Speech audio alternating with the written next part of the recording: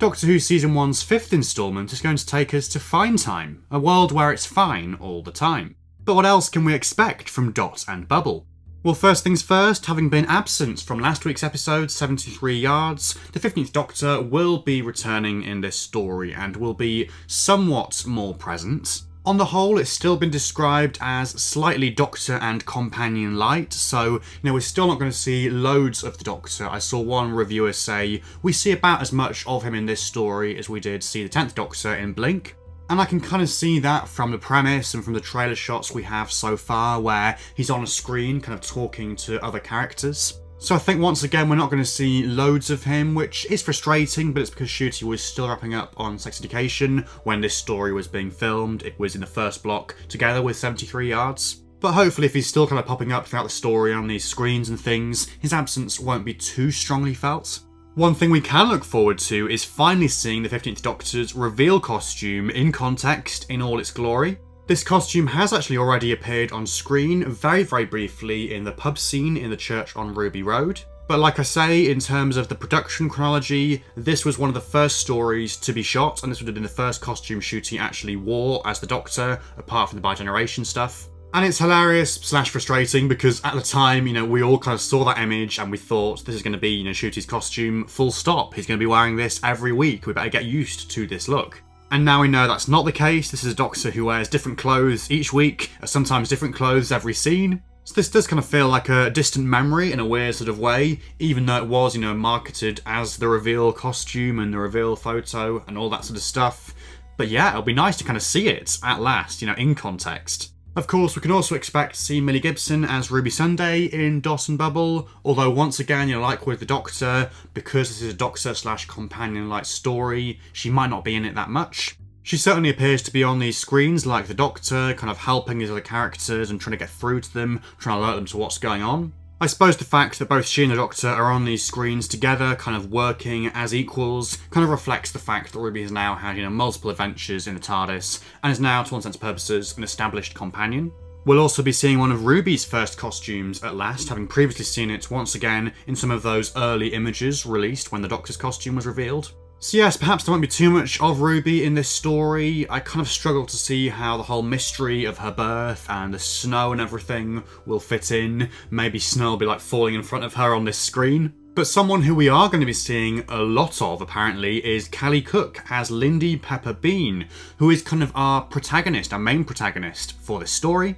So prior to the series starting, Callie Cook's casting was announced, and I think Russell said, this isn't just like a tiny part or a guest part, this is a proper kind of leading lady part almost. And I think it's kind of all but been confirmed with the kind of whole Doctor-like nature of this story and companion-like nature of this story, that she will be the main character who we're following throughout, this kind of residents of Fine Time, this colony, the person that the Doctor and Ruby are trying to get through to on these screens, the person who can save the day because the Doctor and Ruby, for whatever reason, cannot. She was also one of the first things we saw on set from this story. I think she was on set at Swansea University campus, like walking into lampposts and stuff, which presumably in the story is because she's distracted by this CGI bubble. So it'll be interesting to see what she's like and to follow her story. It feels kind of very Elton Pope Love and Monsters-esque. And it's been suggested that there's perhaps a kind of unreliable narrator thing going on here, where she's not necessarily as likeable or trustworthy as she first seems, so that's going to be very interesting too.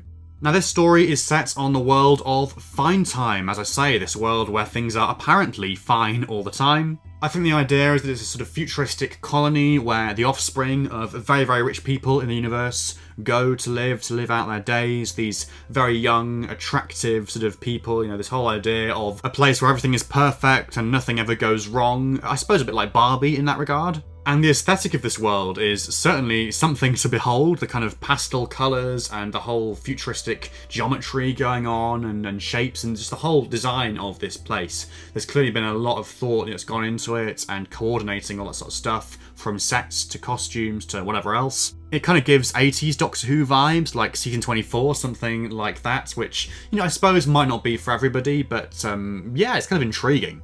In terms of other cast, beyond the Doctor and Ruby and Lindy Pepper Bean, as I say, lots of sort of young influencer types, lots of young actors in this, and lots of characters with very kind of curious names. So just to run down the list, if Lindy Pepperbean wasn't weird enough for you, we have Ricky September, we have Cooper Mercy, Harry Tendency, Hoochie Pie, Valerie Nook, Blake Very Blue, Gothic Paul, Dr. P, Rotterdam Twins 1 and 2, Weatherman Will, Alan K. Sullivan, Susie Pentecost, and Brewster Cavendish. And once again, some of these characters are played by actors we've known about for a while because of Doctor Who magazine or whatever. You know, people like Eiley Lone or Pete McHale and Millie Kent. I believe Jack Forsyth Noble as Will, or Weatherman Will, was the first person to actually go before the cameras for the series. So very interesting stuff there, very interesting characters, interesting character names. We'll see how it goes. I suppose it kind of fits this slightly odd, peculiar, eclectic tone of the episode. But will it end up feeling more like Lazy Town than Doctor Who? Now, I've already talked about this world of fine time where things clearly are not fine all the time. There's clearly something going on here, beneath the surface, whatever that may be. And central to that will be the episode's main antagonist, / creature, / alien, / monster. Once again, something we learnt about very early on due to filming pictures. These are, of course, the giant yellow slugs, one of which we saw on set as like a practical costume, which I believe has been sort of enhanced in post-production, as with things like the Meep. The photos and footage that emerged from the filming showed them sort of absorbing the characters in a weird way. The characters would sort of walk into them and then they'd kind of consume them.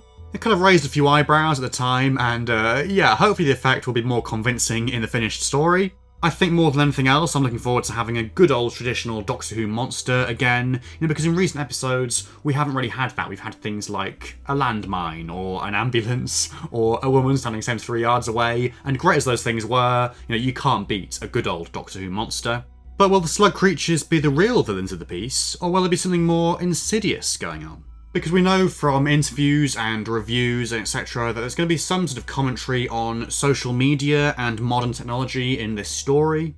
In fact, the actual idea that kind of inspired it in the first place actually came to Russell over a decade ago. I believe he sort of pitched it to Stephen Moffat in 2010. And that pitch was, in a nutshell, visible Twitter, hence the bubbles. And at the time, it would have been too expensive to produce because of logistics and things. Apparently now they've found a way to make it work, so, great. But yes, I'm very intrigued to see what this kind of commentary on social media and technology and our use of technology in this day and age will entail.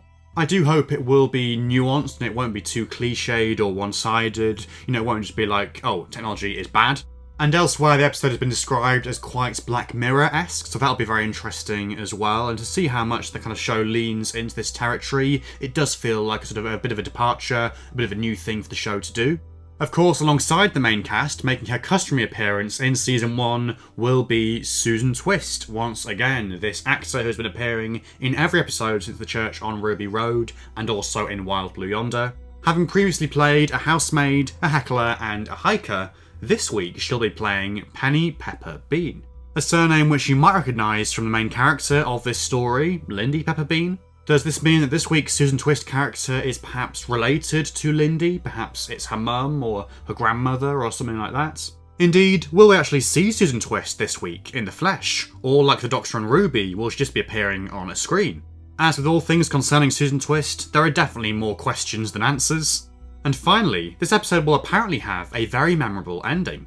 It's a scene that Ncuti Gatwa spoke about in an interview many months ago, and it's actually the first scene he actually shot for the show, again, bi-generation stuff notwithstanding. It's been described as a pivotal moment, a make or break moment, a moment that required Ncuti to really pull out all the stops. And elsewhere, there have been murmurings about this episode having a pretty memorable ending and a pretty sort of controversial ending as well, potentially. Will this be the moment where the commentary really comes to a head and Russell, really lays down what he thinks of social media or whatever it may be? I'm very intrigued to find out. What are you looking forward to in Dot and Bubble? Be sure to let me know down in the comments below.